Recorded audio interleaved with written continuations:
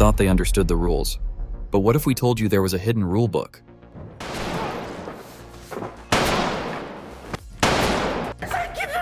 What if the 3 simple rules we all memorized were just a front? What if the entire game was designed not just for survival, but for manipulation?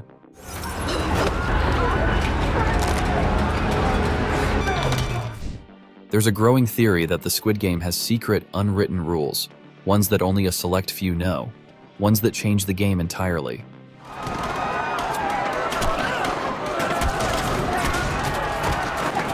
Think about it. How did some players survive so long? Did they have inside knowledge? Were there ways to cheat the system? Did past players leave hints for survival? And if there's a hidden rulebook, what does this mean for Season 3? Could this be the key to how Gi-hun fights back?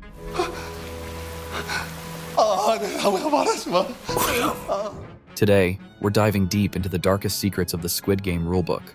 We'll uncover hidden loopholes, secret deals, and shocking betrayals that reveal how the game might be rigged from the start. And that's not all. If these theories are true, then Season 2 isn't just another game. It's a war, and it could set up Season 3's biggest twist yet. Before we continue with the video, I want to ask for your help. I'm trying to reach 100 subs by the end of this week, so I'd really appreciate it if you would subscribe and help me out.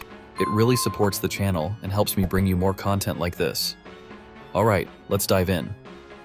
The first step to understanding this secret rulebook is looking at the rules we already know, and how they were broken right in front of us. At first glance, the rules of Squid Game seem clear and absolute.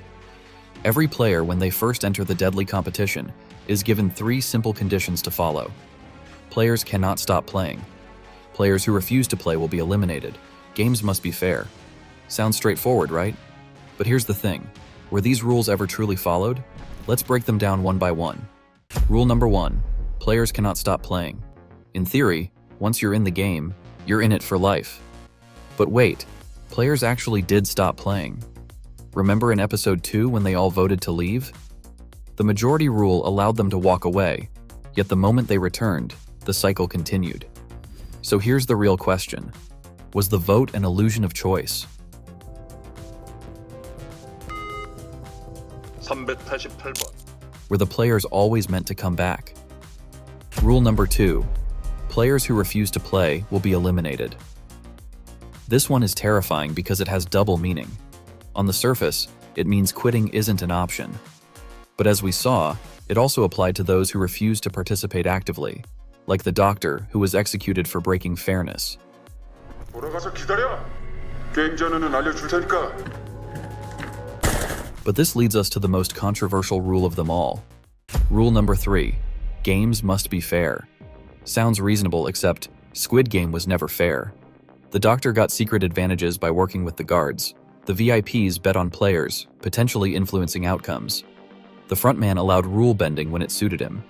If the system could be manipulated, then what other hidden rules could exist? And if there's an unwritten rulebook, then who really controls the game? The rules of Squid Game were supposed to be absolute, but as we've already seen, they weren't just breakable. They were designed to be bent. From the very start, the game had hidden loopholes, ways for players, guards, and even VIPs to exploit the system for their own benefit. And the worst part? Most players had no idea. Let's break down the biggest hidden loopholes that changed the game. One of the most shocking revelations was the organ harvesting operation.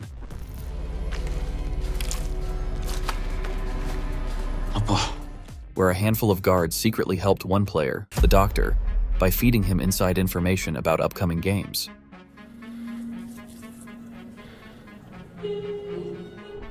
He knew which games were coming next. He had time to prepare and strategize. He teamed up with players, giving him a huge survival advantage. So if this was happening, it raises a terrifying question. Were there other players getting secret help too? While players followed their 3 rules, guards had their own set of restrictions. But here's where things get interesting. What happens when a guard breaks their code? Remember the masked guard who was hesitant to kill players? He was immediately warned. The doctor's guards were executed when their secret operation was exposed. Frontman ruthlessly punished any disobedience. This suggests that guards were bound by a secret rulebook, one that determined exactly what they could and couldn't do. The biggest question of all, was Squid Game truly fair, or was it rigged from the start? The VIPs bet on players like racehorses, cheering for some while mocking others. And if they had money riding on certain players, who's to say they didn't influence the outcomes? Could they have paid off guards to remove strong competitors? Did they interfere with game designs to favor certain players? Was the winner already chosen before the games even began? If these loopholes existed in the first Squid Game, then what could happen in Season 3? If there were loopholes in the game, that means someone must have exploited them before. We know Squid Game has been running for decades, but the show barely scratched the surface of past winners and competitors. So here's the real question. Did past players figure out ways to beat the system? And if so, what secrets did they leave behind? In the show, we never meet any past winners, except one. Oh Il-nam, player 001, was the game's creator. But what about the other champions? Where are they? Did they simply take the money and disappear? Or were they silenced? It's possible that some past winners figured out too much. Maybe they learned about the VIPs, the rigged system, or a way to escape. If that's true, it's likely that the game didn't let them live long enough to talk about it. One theory suggests that past players left secret clues behind for future contestants. For example, the walls of the dormitory secretly showed all the games, but the guards never pointed it out. Could a past winner have left markings on purpose, hoping that a smart player would decode them? The man who played Glass Bridge correctly without hesitating, was he a past player who already knew how it worked? We saw that alliances played a huge role in survival. Sang-woo exploited this when he tricked Ali. The doctor secretly got help from the guards. If multiple people were bending the rules, that means someone must have done it before and survived. What if Season 3 reveals a past winner who cheated the game and lived to tell the secret rules? Throughout Squid Game, one man silently controlled everything, the frontman.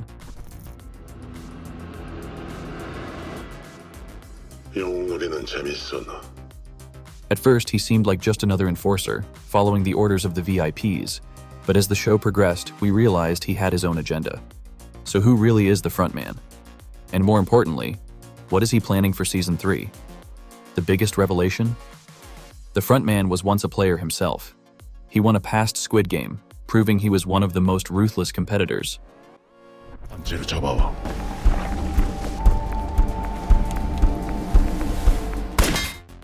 He chose to stay behind, trading his humanity for power. But here's the biggest question. Was this his choice, or was he forced into it? This suggests that winners don't just take the money and disappear. Some, like the frontman, may have been pulled back into the system. The frontman claims to follow the VIP's rules, but does he? He personally executes guards and players who break the system. Yet he lets certain players survive longer than they should. It's possible he's testing the system, seeing if anyone can truly beat the game. The most emotional moment in his story was when he shot his own brother, Detective Gi-hun. 형이 왜? But here's the catch. We never actually see the detective die. Did the frontman intentionally shoot him in a survivable spot? Could this mean he's trying to secretly take down the game from within? If that's true, then Season 3 isn't just about players trying to win. It could be about an inside war between the frontman, the VIPs, and the system itself. And if he's rewriting the rules, what does that mean for the next game? Players aren't the only ones with rules. The guards, those faceless enforcers dressed in pink, have their own secret code of conduct. But what happens when they break those rules? As we saw in the show, guards aren't invincible. In fact, they might be just as trapped as the players. So let's break down the secret rulebook of the guards and how it could change everything in Season 3. The most important rule, a guard's face must never be revealed. When one guard's mask was pulled off, he was executed on the spot. 너같이 어린 놈이. But why? Was it just for secrecy, or was there something more sinister at play? One theory suggests that some of the guards are former players, forced to serve as enforcers rather than be executed. Throughout the show, guards barely speak, except when absolutely necessary. When the detective infiltrated the guards, he noticed they had strict communication rules. This suggests that guards are under extreme surveillance, and one wrong word could mean death. But if guards are this controlled, who controls them? We saw a clear hierarchy among the guards. Squares outranked circles and triangles. But when guards worked together in the organ harvesting operation, they were immediately killed. This proves that guards are expendable, just like players. So here's the big question. What if a guard tries to escape? Could Season 3 introduce a rogue guard, one who knows too much and is willing to break the system from the inside? And if that happens, who else might be secretly working against the game? The first Squid Game had loopholes, and players exploited them. The Doctor got insider information, alliances were used to manipulate opponents, and VIPs possibly influenced the game. But here's the thing. The frontman isn't stupid. If there's one thing we know about him, it's that he learns from mistakes. 꿈을 꿨다고 생각해. 당신한텐 그렇게 나쁜 꿈도 아니었잖아. 누구야 너? So what happens when Squid Game returns for Season 3? Will the rulebook be rewritten? And if so, how? One of the biggest flaws in the first game was that certain players found ways to cheat the system. Example, the Doctor got inside knowledge in exchange for helping the guards. Expect tighter security, meaning no more hiding advantages. Could this mean more randomized games so no one can prepare? In Season 3, the frontman will likely introduce new ways to keep players under control. The guards made mistakes too. Some were corrupt, others were sloppy. Now the frontman may completely change the way guards operate. Possibility: a new ranking system where guards are watched more closely. If guards had more freedom before, Season 3 might make them even more robotic.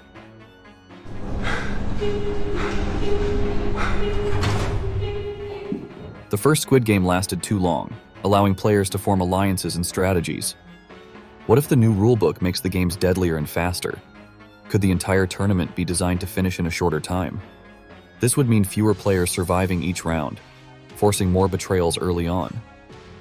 The end of Season 2 confirmed Gi-hun's return. What if Season 3 introduces new rules specifically because of him? If Season 2 is rewriting the rulebook, does that mean it's also setting up Season 3?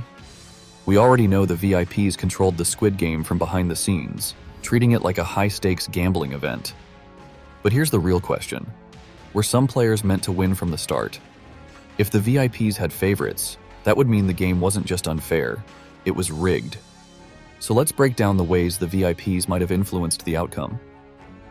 The VIPs openly discussed which players they liked. This suggests that they may have placed bets on specific contestants. But what if their bets actually influenced the game itself? Think about it. If a VIP had millions riding on a player, would they really leave it to chance? There are a few moments in Squid Game that suggest certain events may have been controlled. The tug-of-war strategy was leaked. Who helped them?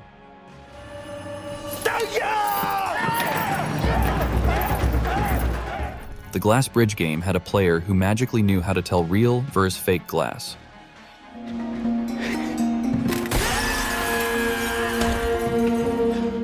Why did the VIPs focus on player 69, only to be disappointed when he died? If VIPs had inside knowledge, they may have been pulling strings to keep their favorites alive. The biggest clue that the game was manipulated might come from who was invited in the first place. We know recruiters actively sought out players.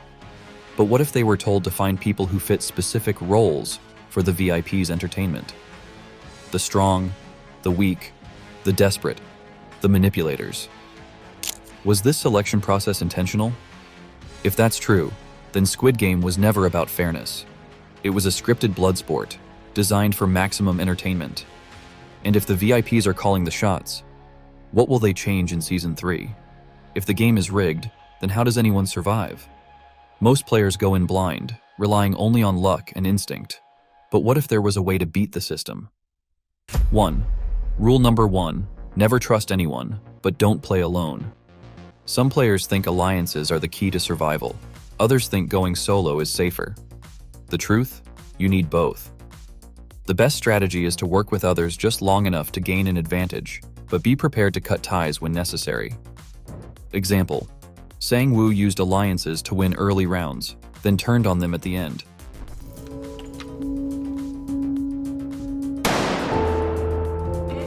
Gi-hun built trust, which helped him survive longer, but nearly got him killed. The secret? Use people, but never get attached. 2. Rule number 2. Study the patterns. Every Squid Game is built on childhood games, meaning there's always a strategy to win. The glass bridge could have been beaten by waiting for others to go first. The marbles game wasn't about strength, it was about manipulating your opponent.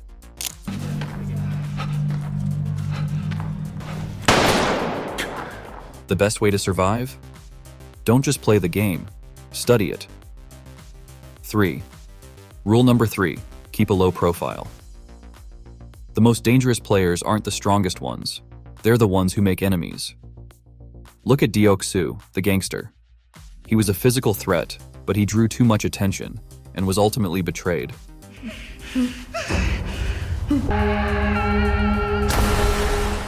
The best strategy is to be strong enough to win, but not so strong that you become a target. 4. Rule number 4. Learn the real rules, the unwritten ones. The official rules aren't what matter, it's the hidden ones. Who controls the game? The guards, the VIPs, the frontman? If you can understand their motivations, you can predict their moves. If Squid Game is returning, then someone is going to break the system. And when they do, Season 3 could be a war. Season 1 ended with one major twist. Gi-hun didn't escape the game after all. He had a choice: walk away with his money, or go back and fight. And we all know what he chose. But here's the real question. If Season 2 is about uncovering the rulebook, what does that mean for Season 3? Could we be heading toward a full-blown rebellion? We already know that he's planning to take down Squid Game. But how? You can't fight an enemy you don't understand. Could Gi-hun enter the game again, this time with a strategy? The only way to dismantle the system is to learn how it truly works. Could Season 2 be about Gi-hun infiltrating the game, while Season 3 is about destroying it?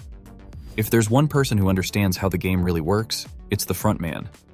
But is he just another pawn of the VIPs? Or is he playing his own game?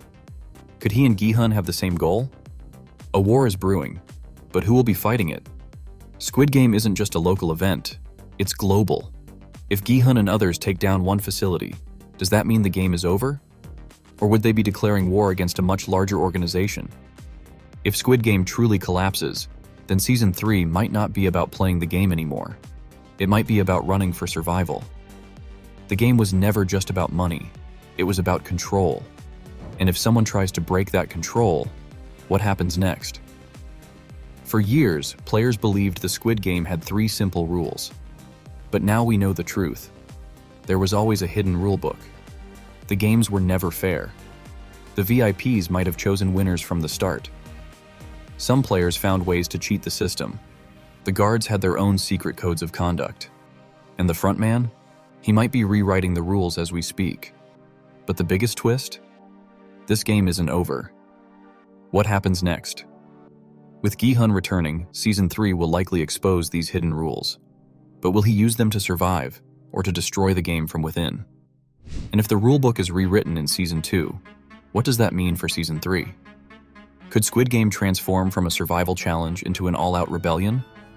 The real game is just beginning. We've uncovered the hidden truths behind Squid Game's secret rulebook, but we want to hear from you. Do you think the game was rigged all along? Will Season 3 introduce new rules, or will Gi-hun finally break the system? And what shocking twist do you think Season 3 will bring? Leave your theories in the comments. After everything we've uncovered, the hidden rulebook, the VIP influence, the guard system, and the frontman's true intentions, we have to ask, was Squid Game ever fair? Players were led to believe that they had an equal chance at survival. But the truth is, some were always meant to lose. The game was designed not just to test people, but to break them. And that raises the most terrifying possibility of all. What if Squid Game was never meant to have a winner? If the VIPs could manipulate outcomes? If the frontman could rewrite the rules? If past winners were either forced to join the system or eliminated? Then maybe, just maybe, no one was ever supposed to escape. The secret rulebook wasn't just a set of hidden rules, it was a trap, a never-ending cycle. And if Gi-hun wants to end it, he won't just have to break the rules, he'll have to destroy the game itself. Game on.